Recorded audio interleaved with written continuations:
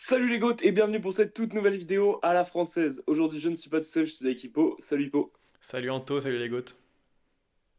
On est là aujourd'hui pour débriefer du coup les championnats de France sur route, mais également le chrono qui avait eu lieu jeudi, qui ont été deux beaux duels en termes de suspense sur les deux courses. Ça a été vraiment sympa. On parlera aussi un petit peu de la course femme qui a eu lieu ce samedi juste après. Tu veux qu'on commence Hippo tout de suite par le chrono? Qu'est-ce que tu en as pensé? Ouais, le chrono, il n'y a pas grand-chose à dire, hein. Armirail qui fait la passe de 3 devant Vauclin, comme l'an dernier au final. La surprise, entre guillemets, c'est que ça, ce qui fait 3, même si voilà, on sait que c'est un très bon rouleur. Mais le voir déjà à ce niveau, c'est impressionnant.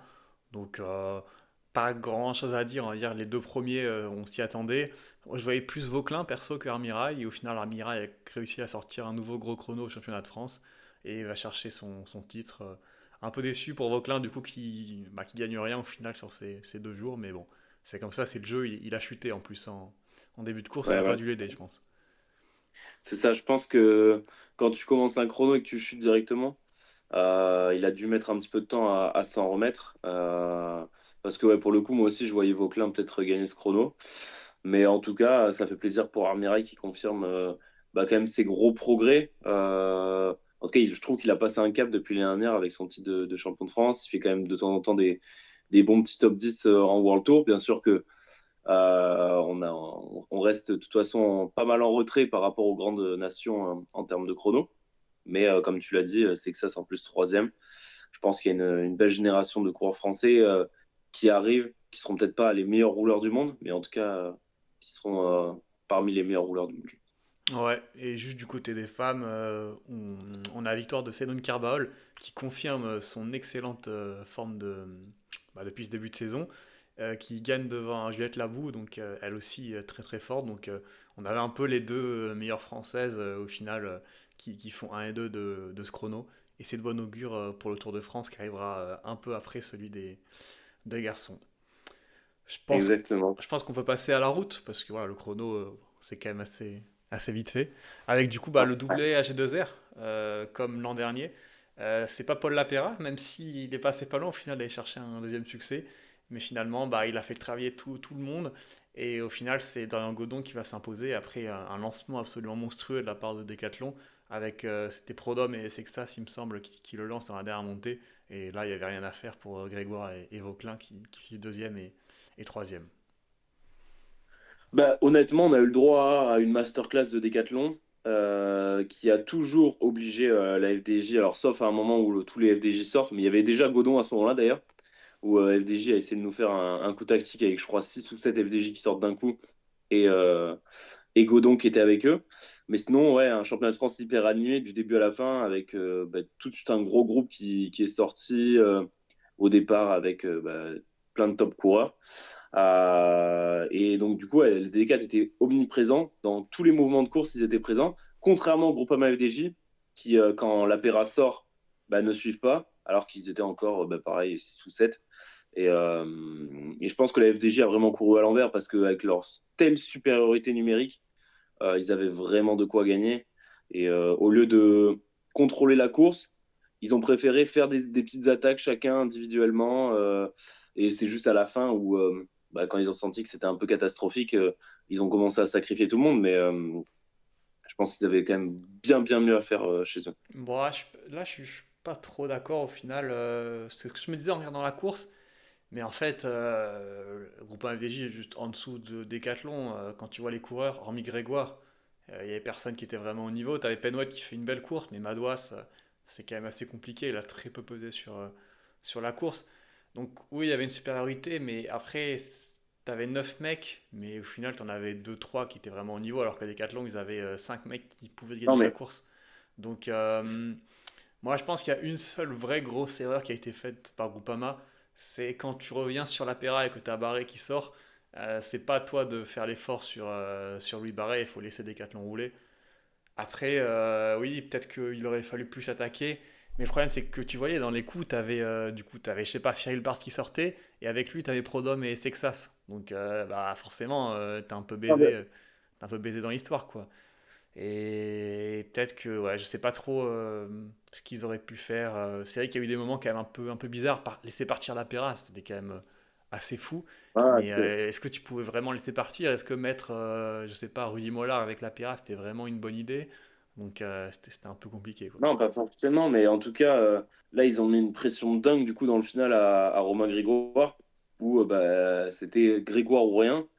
Ils l'ont fait trop tard en fait. C'est que soit tu assumes dès le départ que ta carte maîtresse c'est Grégoire, et Ouais, donc bah, tu laisses jamais partir la Pera, et du coup ensuite tu forces aussi les autres équipes à rouler. Parce que bah, du coup, après Descartes s'est retrouvé en supériorité numérique. Sexas, Prud'homme, ils n'avaient pas du tout à rouler. Ils laissaient faire parfaitement et ils ont tous très bien joué, hein. Ils ont tous donné le poids de la course à la Groupama FDJ.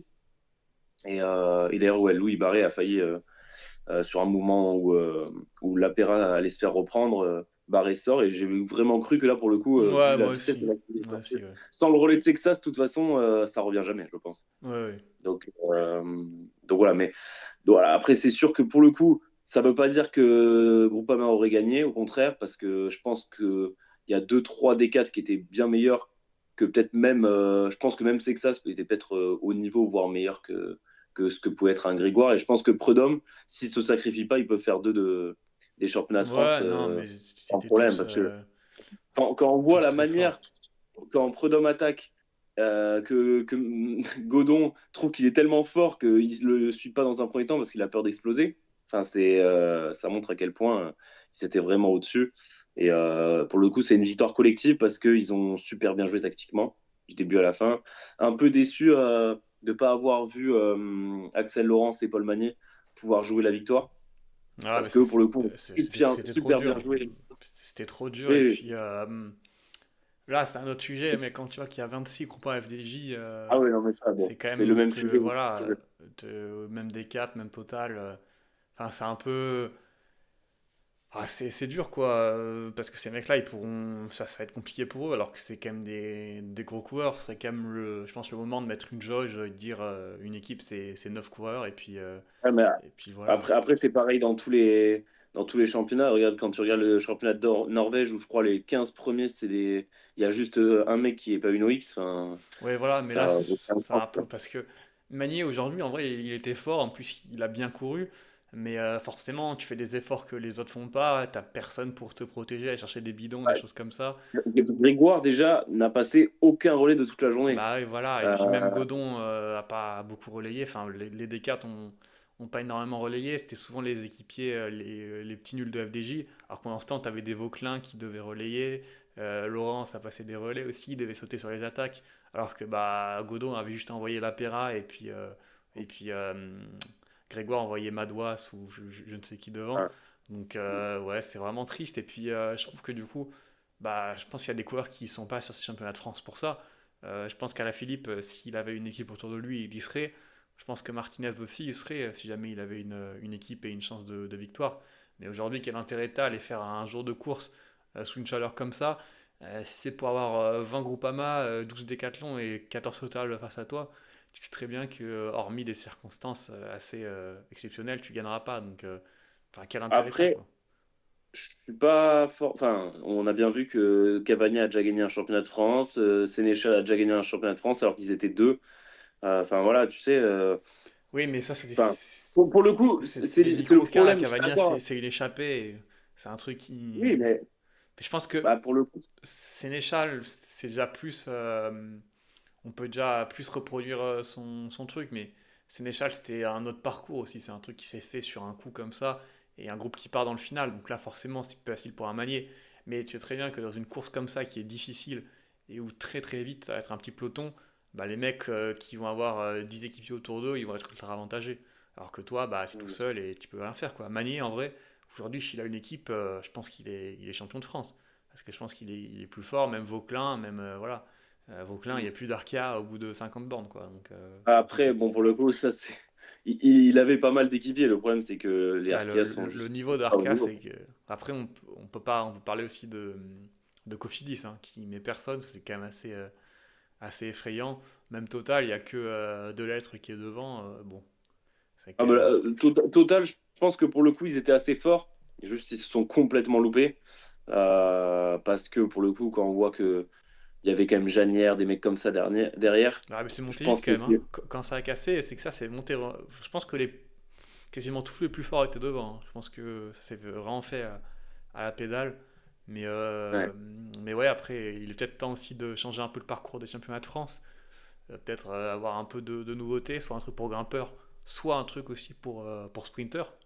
De toute façon, je crois que l'année prochaine, c'est à côté de chez Timothée, c'est Ouais, ouais, bah, en Isère, quoi. Donc, à mon avis, ça sera déjà un petit peu plus montagneux. Et puis, dans 2 ans, ça sera avec une arrivée, une grosse cote à 12%, je crois, un truc comme ça. Donc, ça sera déjà, ça laissera un peu plus d'incertitude. Maintenant, le problème restera le même si on garde ces grosses jauges avec 27 coureurs Groupama LDJ. Enfin, je comprends même pas comment c'est possible que des coureurs, du coup, en face s'alignent en se disant bah, on va être un contre 27. Enfin, Paul Magnier était un seul mec contre 27 coureurs. ouais, mais il passe pas Euh, loin au final, hein. Il passe pas si loin que ouais. ça, donc Oui, alors, il a fait la course tactique, la course tactique du siècle, tu vois, il a fait exactement ce qu'il fallait faire. Et pourtant, il gagne quand même pas. Alors, pourtant, il est en forme, il bat Philipsen la semaine ouais, dernière. ouais, bah oui. Et surtout Euh, qu'il lui faut des circonstances, c'est-à-dire qu'il faut pas qu'il y ait un groupe qui parte avec un Groupama et un D4, sinon c'est fini quoi. Donc là, pour une fois, il y avait que un D4, donc Groupama a ramené tout le monde. Mais beaucoup de fois dans ce genre de championnat, bah t'as un groupe qui part avec deux trois mecs des grosses équipes et derrière, bah c'est fini parce que ça rentrera jamais. C'est ce qui s'est passé d'ailleurs chez les femmes au final. Alors que ouais. bon, chez les femmes, il y avait que FDJ comme grosse équipe et là c'est quand même moins marrant parce qu'il n'y a pas un décathlon pour avoir du répondant. Ouais, ouais. Et du coup, bah là, Et c'est puis parti à même, deux avec Marie Lenette et l'é- c'était fini, quoi. l'écart de niveau, quand même, on se rend compte, du coup, pour la course femme, on peut en parler un petit peu, entre les équipes World Tour et les équipes françaises qui sont un peu plus de bas étage. Il y a un écart encore qui est beaucoup trop élevé. Et les FDJ sont juste au-dessus. Elles pouvaient gagner à tous les échelons de la course. Ouais. C'est la meilleure équipe du monde cette année, je pense. Et voilà, il y a pas de hasard, il n'y a pas eu de surprise. Ils peuvent faire gagner en fait un petit peu qui ils veulent. Donc très belle histoire pour Marie Lenette qui avait l'air très très émue. Mais du coup, ouais, c'est sûr Mais que. course parfaite pour le coup, parce que comme pour D4, après forcément c'est facile de faire des courses parfaites quand t'es tant que ça Bah au-dessus, oui. mais si jamais ça se passe mal, bah, on l'aurait dit, et là c'est bien passé, donc faut quand même le dire que là, c'est vrai qu'elle pourrait gagner partout. Si jamais ça revient dans le peloton, elle gagne. Si jamais le groupe avec du coup Bego rentre, elle gagne aussi. Donc Mm. voilà, donc tactique parfaite, et en plus t'as les meilleures coureuses, donc bah, c'est impossible de te faire perdre. Bah, il y avait Carbaol qui semblait être la seule vraiment à pouvoir peut-être battre les FDJ, mais encore une fois, bah, trop seule, donc c'était vraiment compliqué.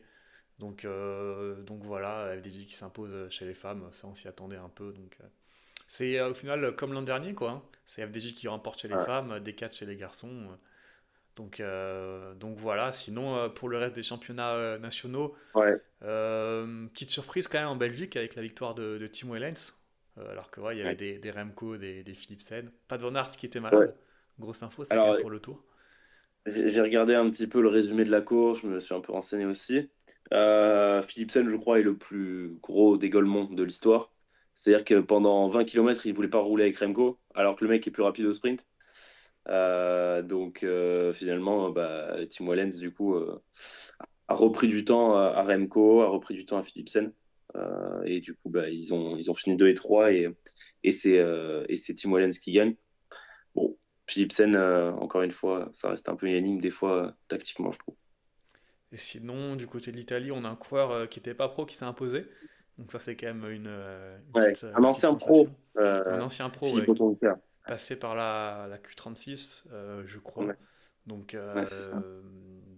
voilà, c'est quand même une belle sensation. Watson s'est imposé au En Royaume-Uni. Angleterre.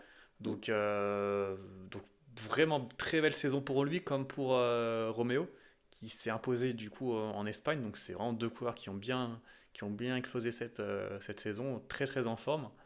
En plus Roméo fait le tour donc il sera surveillé.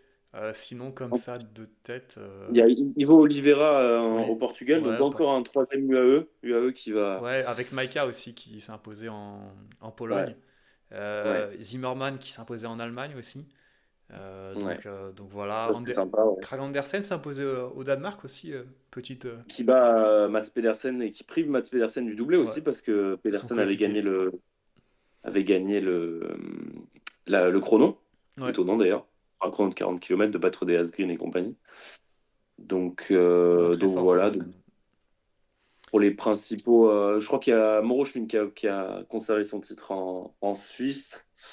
Et puis je crois qu'on a un petit peu près fait le tour. Bah oui, après on parlait de la Norvège un peu tout à l'heure, c'était Leknesund du coup qui a gagné parmi les 36 Uno-X Ouais, qui était. et puis aussi, il y a une autre petite surprise entre guillemets, c'est Van Poppel qui s'est imposé aux Pays-Bas devant Koy et Ah Groenewegen. oui. Donc Mm. très très grosse forme pour Van Poppel, alors qui fait le tour, Très bonne nouvelle. Très bonne nouvelle qui battent Groenewegen aussi, hein. Ouais, bah, qui a surtout battu Koy. Groenewegen était quand même un peu plus derrière. Mais assez impressionnant quand même, Van Poppel, sacré coureur, je trouve. On n'en parle pas beaucoup, mais s'il n'était pas pour son pilote, je pense qu'il aurait quand même pas mal de succès. Et ouais, sinon, comme tu as dit, on a fait à peu près le tour des Il y champions a Vacek qui a nationaux. gagné. Il y a pas mal du coup de Trek qui gagnent parce qu'il y a Skuins qui gagne, Vacek qui gagne. Du coup, bah, Ouais, après, c'est des le, nationalités un peu. Oui, oui, oui, pour le coup, mais bon, c'est sûr que ça state un petit peu du côté de la Lidl Trek. Bah, je pense qu'on a fait le tour, comme tu l'as dit. De toute façon, on se retrouve dès ce jeudi pour la preview, la grande preview Tour de France. Ah oui, ça arrive. On est déjà, au moment où vous regardez cette vidéo, on est dans la semaine du grand départ du Tour de France qui aura lieu ce samedi.